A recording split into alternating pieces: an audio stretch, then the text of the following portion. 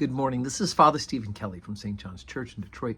We're continuing our series of daily morning meditations where we generally look at one or another lessons that are assigned for morning or evening prayer, what is known as the daily office lectionary. Today, Tuesday, is also the feast of St. Mark the Evangelist. So it's a major, what they call a red letter holy day.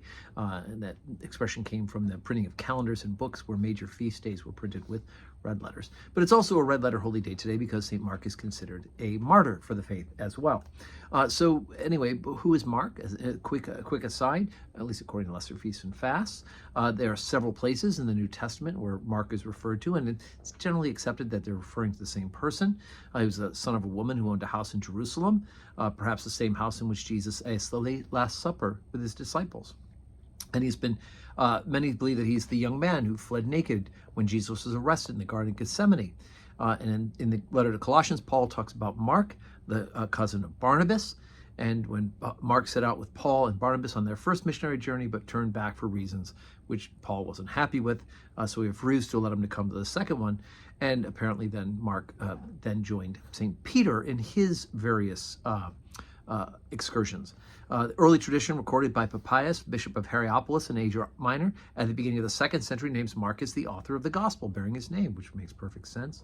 And this tradition, which holds that Mark drew his information from the teaching of Peter. So when we talk about the different Gospels, we know that Luke and John were apostles, and that Matthew and John were apostles, and that Luke is giving us the Gospel according to St. Paul's accounting, and then Mark is giving us St. Peter's account of the Gospel. So anyway, I just find that helpful to get a little background information on St. Mark, and we'll talk a little bit more about him later on today at the Holy Communion service at 12:15.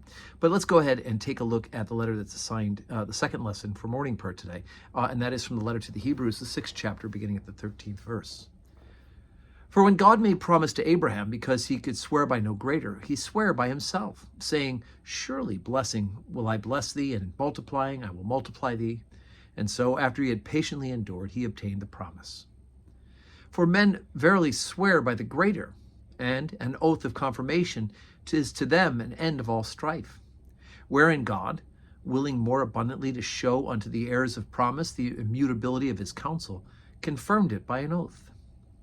That by two immutable things, in which it is impossible for God to lie, we might have a strong consolation, who have fled for refuge to lay hold upon the hope set before us, which hope we have as an anchor for the soul, both sure and steadfast, and which entereth into him within the veil, whither the forerunner is for us entered, even Jesus, made an high priest forever after the order of Melchizedek. Okay, so again, the writer to the letter of the Hebrews is laying down Jesus as the fulfillment of God's promise to send a Messiah.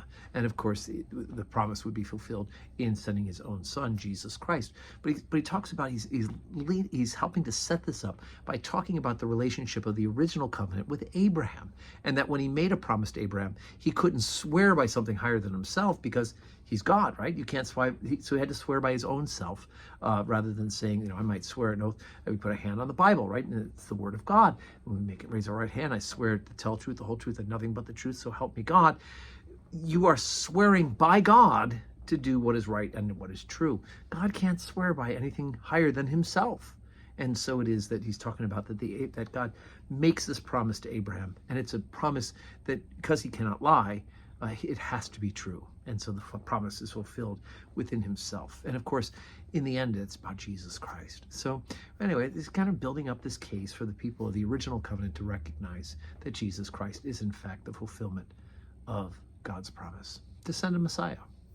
So today's Tuesday, 12:15 Holy Communion, 4 o'clock evening prayer, and God willing, we'll see you in church.